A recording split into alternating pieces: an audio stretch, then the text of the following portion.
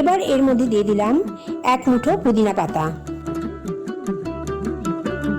দিয়ে দিচ্ছি বরফের টুকরো,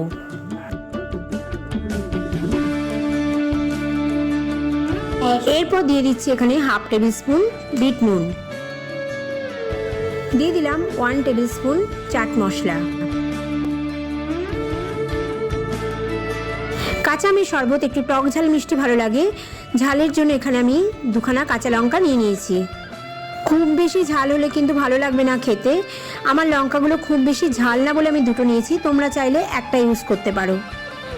এরপর দিয়ে দিচ্ছি এখানে মিষ্টির জন্য 1 কাপ চিনি। সবার শেষে দিয়ে দিলাম পরিমাণ মতো ঠান্ডা জল। এবার আমি আমের শরবতটা বানিয়ে নেব। আমের শরবত রেডি হয়ে গেছে, এবার এটাকে আমি